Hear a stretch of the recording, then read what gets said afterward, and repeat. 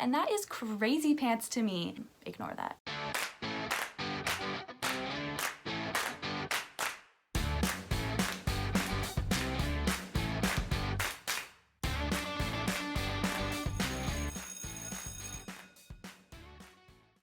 Hi internet friends, welcome to my channel, or if you have watched my other video, welcome back to my channel.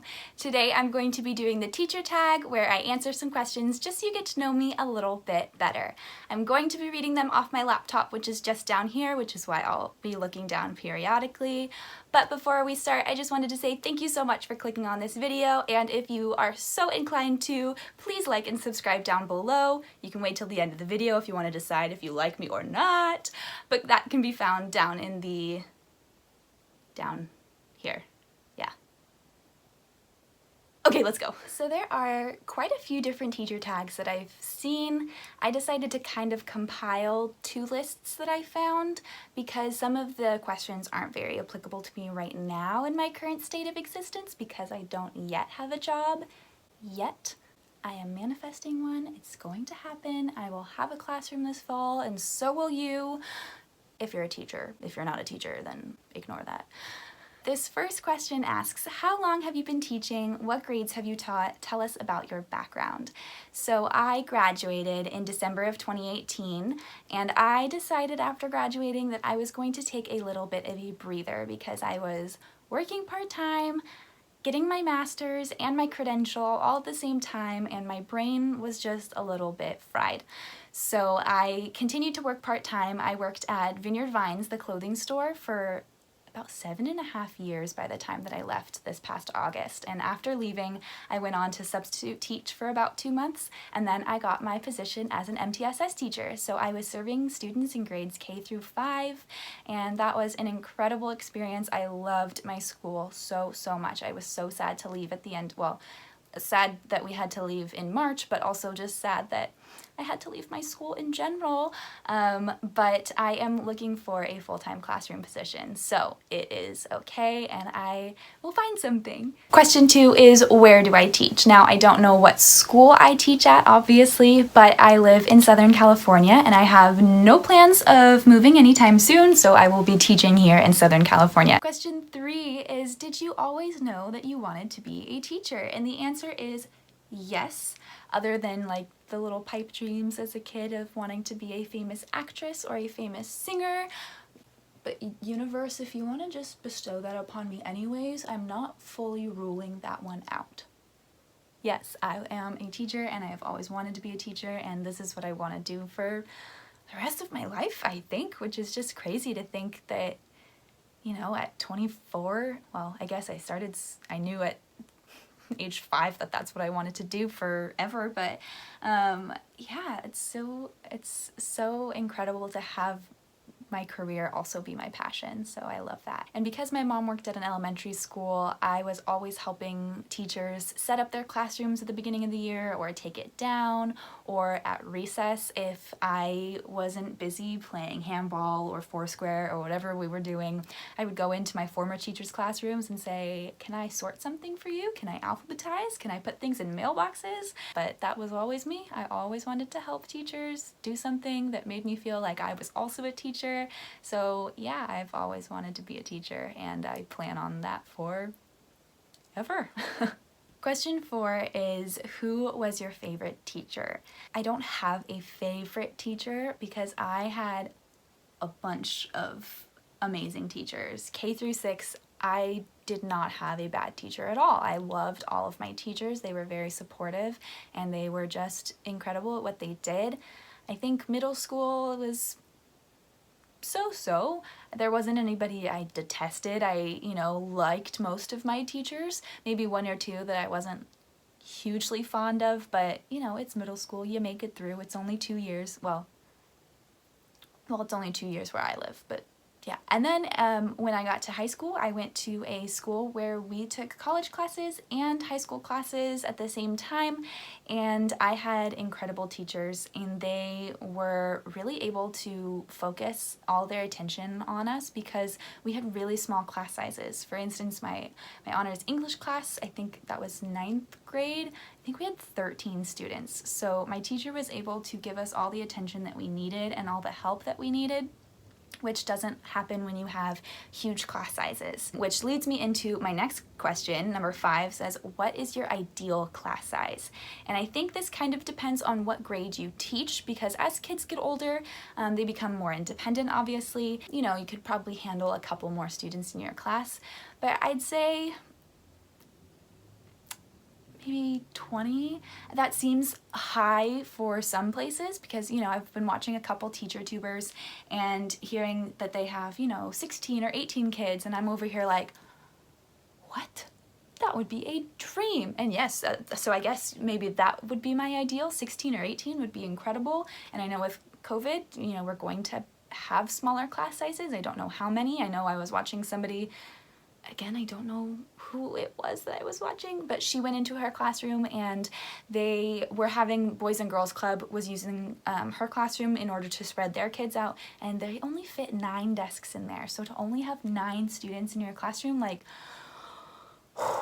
that's nothing. And I just, you know, none of us know how it's gonna look, and it's not worth my time to stress about it right now. But yes, so I guess my ideal class I'd say around 20 or a little bit less than 20, because then I'm able to give my full attention to a variety of students and help them when they need it. Question 6 is just a fun one. It says, what is your favorite Starbucks order? And maybe it's not so fun if you hear my answer. I don't like coffee. I love the smell of it. I love coffee ice cream. I don't like to drink coffee. It's not necessarily a caffeine thing. I drink Diet Coke, but I'm convinced that caffeine from Diet Coke does absolutely nothing. I could drink a 2-liter bottle of Diet Coke and take a nap. Like, caffeine from Diet Coke does not affect me whatsoever. Or maybe it is a caffeine thing. Caffeine from pre-workout though? I'm up all night. Anyways, if I do go to Starbucks though, I have been getting a venti passion tea with no ice and no sweetener. I take it home and then I fill up a cup with ice, some lemon juice, and a Truvia packet, and then I pour in half of the venti, and it you know, with the ice, I get 2 drinks out of it, and it's great. And you know, only like $3. So that is what I get from Starbucks if I go.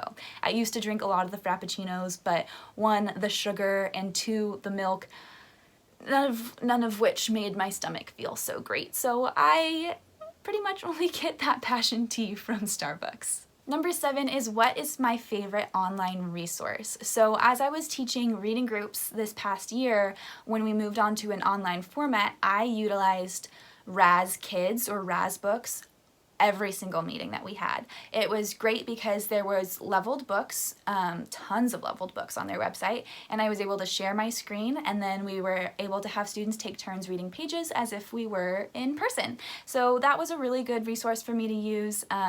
It's a great resource even without COVID, you know, for kids to have something online that they can utilize and not lose a book. So it was really a really good one for me to use during distance learning.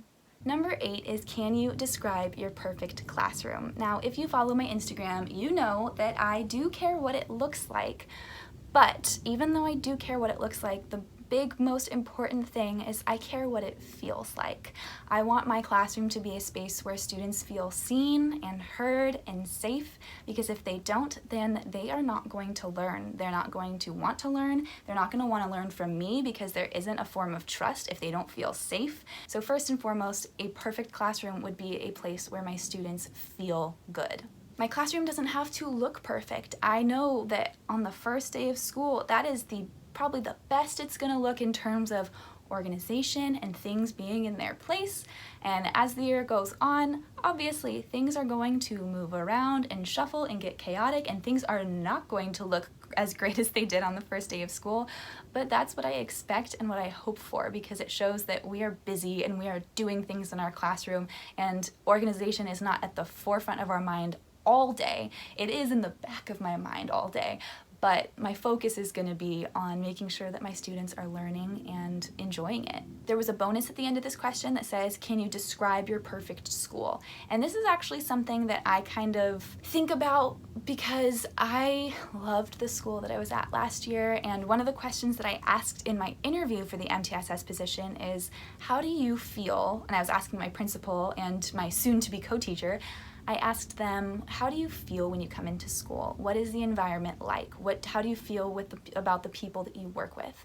And they gave me nothing but positive, encouraging answers for that, and I really felt like they were genuine and they meant it. And then after working there, I knew that they were genuine and that they meant it.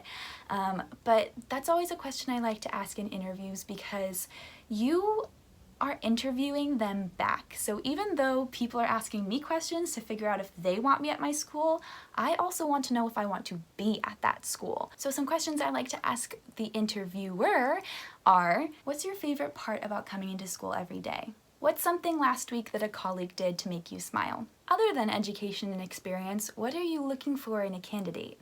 Teaching in itself is a very stressful thing, and you don't want to add being in a negative environment to that equation, because if you are not happy with where you are, you're not going to be happy when you teach, and your students are going to be able to see that right away. Number 9 is, what is your favorite and least favorite thing about teaching? I think my favorite thing is, cheesy, everybody says it, but it's that light bulb moment when you see a kid's eyes light up because they understand something. And it's kind of selfish in a way, because I think, wow, I helped that. I helped the light bulb go off, and you just feel so proud of your students, and that is just a feeling like no other.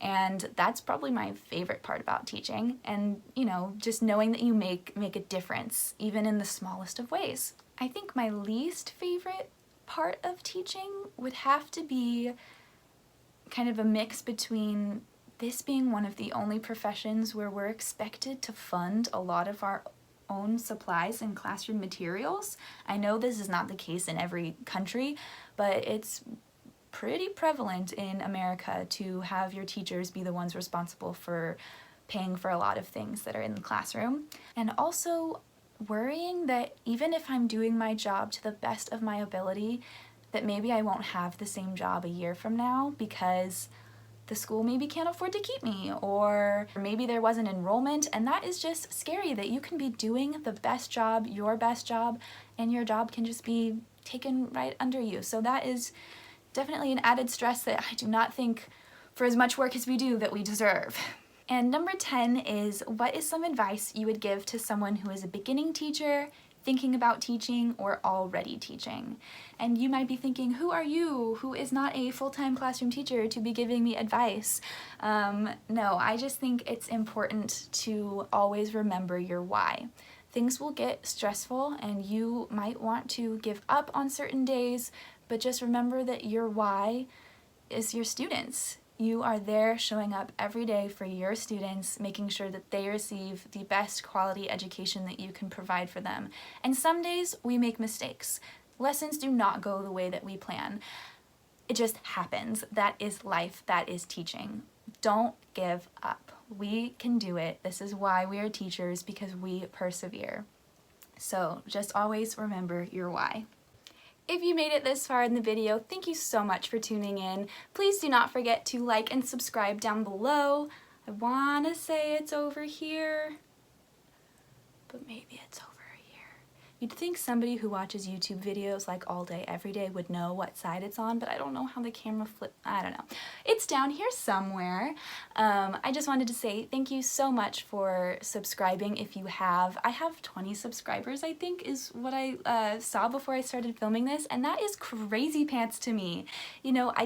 There are a lot of people who have thousands or 100,000 or millions, and I just look at 20 and I'm like, heck yeah! So thank you so much for subscribing. If you want to connect, go ahead, leave a comment, DM me on Instagram. Thank you guys so much for watching, and thank you for making a difference every day. Have a good one. Bye!